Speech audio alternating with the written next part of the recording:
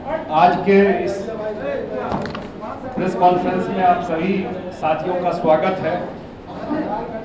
और ये press conference largely जो कुछ काम हुआ है ये आज से शुरू हुआ है। अगले एक सप्ताह तक अलग अलग इशू पे पार्टी के, जैसे आज मैं सिंचाई और एग्रीकल्चर पे कर रहा हूँ, उसमें पार्टी का जो भी पीछे काम रहा है, जो इनिशिएटिव रहा है, और आने वाले टाइम में अगर मौका मिलता है तो जो पार्टी का लाइन है या 7 निश्चय पार्ट 2 में जो कुछ बातें मुख्यमंत्री जी ने टच किया है, इसको लेकर के ये बातें सिंचाई के क्षेत्र में, ऐसे ही एग्रीकल्चर के क्षेत्र में जो सरकार के द्वारा काम हुआ है, इन 2 विषय पे आज हम लोग बात रख रहे हैं। और इसके अलावा आगे अन्य विषयों पर जो हमारे पार्टी के अन्य मंत्री हैं, पार्टी के नेता हैं, आने वाले एक सप्ताह तक लगातार जो मौजूदा मुद्दा है या कोई इम्पोर्टेंट इशूज है या सरकार का किया हुआ काम है, इन मुद्दों पर आकर के अपनी बात रखेंगे आप साथियों के माध्यम से। और आज का जो मैंने बताया कि एक इशू एग्रीकल्चर को लेकर के है। आपको पता है कि जो 3 एग्रीकल्चर में मुख्यमंत्री जी ने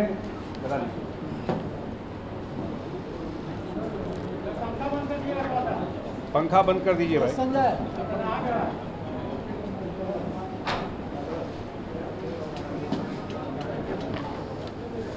अरे भाई बोल लेंगे और बाद में बुलाइएगा सबको। अभी 5 मिनट बैठा दीजिएगा, इनका कंसंट्रेट होगा विषय पर। क्या 5 मिनट हम कर लेते हैं।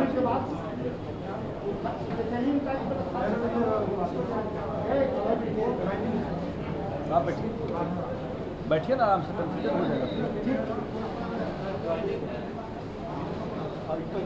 कृषि के क्षेत्र में मैंने जैसे कहा कि आज उस पर 2-3 बात रख के, खास करके कृषि के क्षेत्र में अभी 2 बिल भी आया है जिसको हम लोगों ने समर्थन किया था। कृषि रोड मैप नीतीश जी के द्वारा ये तीसरा कृषि रोड मैप चल रहा है।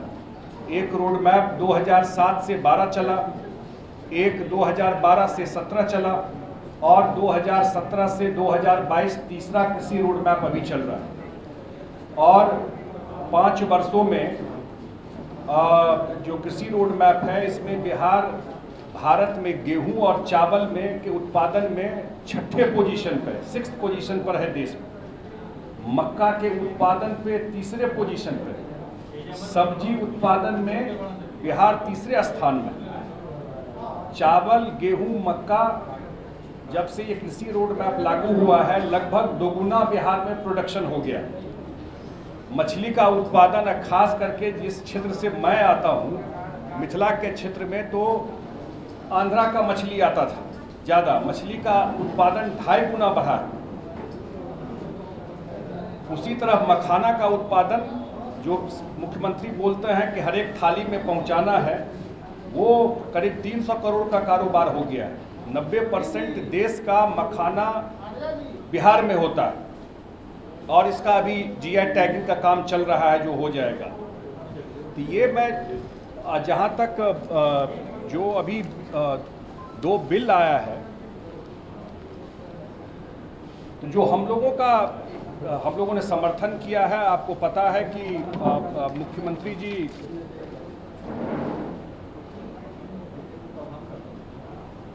एपीएमसी एक्ट जो था, उसको देश का पहला स्टेट बिहार था जो 2006 में इसको ख़त्म कर दिया, जिसको बाजार समिति बोलते थे।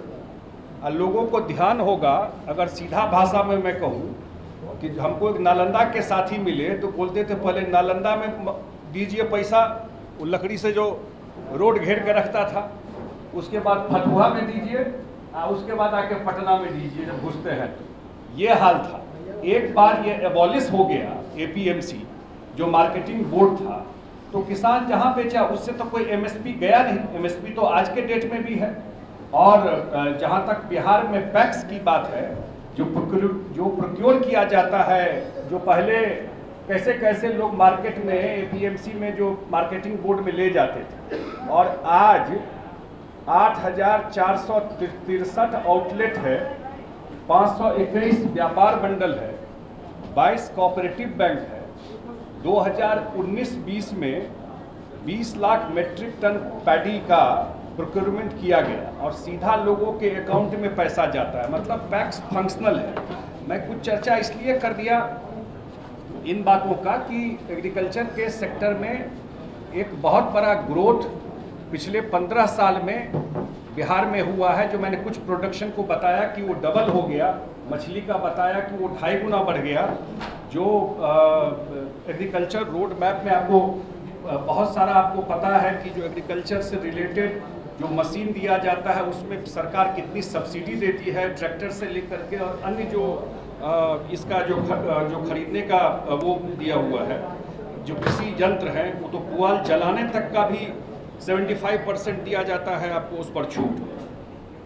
और जलवायु परिवर्तन के अनुकूल खेती हो उसके लिए भी एक इनिशिएटिव लिया गया है सरकार के द्वारा। जो फर्स्ट फेज में मधुबनी, खगड़िया, भागलपुर, बांका, मुंगेर, नवादा, गया एवं नालंदा के 40 गांव में फसल चक्र के अनुसार खेती की शुरुआत की गई है। ये जिला है जो फर्स्ट फेज है, जो जलवायु, ये पर्यावरण या जलवायु का क्या कंडीशन है उसी हिसाब से खेती हो, जो उपज ज़्यादा। इस पर जो कृषि में काम शुरू हुआ है उसमें फर्स्ट फेज में जिन जिलों के गांवों को लिया गया है उसमें है मधुबनी, खगड़िया, भागलपुर, बांका, मुंगेर, नवादा, गया एवं नालंदा के 40 गांवों को फसल चक्र के अनुसार खेती में एक्सपेरिमेंटल बेसिस पे काम शुरू हुआ है। और ये अगर सक्सेस होगा तो अन्य जगहों पर इसको ले जाया जाएगा। इसके अलावा आपको पता है कि जो 2 बिल आया है उसमें बहुत सारा जो टैक्स वैक्स खत्म कर दिया गया है। कॉन्ट्रैक्ट फार्मिंग में भी जो है कि लोग एक फसल तक कर सकते हैं और 5 साल से ज़्यादा नहीं होगा। तो बेसिकली, और बिहार में तो मैं देख रहा हूँ कि नालंदा का मैं देख रहा था कितना महिला लोग कोऑपरेटिव बना करके सब्जी का काम कर रही हैं या खुद बेच रही है ऑनलाइन, चीज़ों को जोड़ दी है।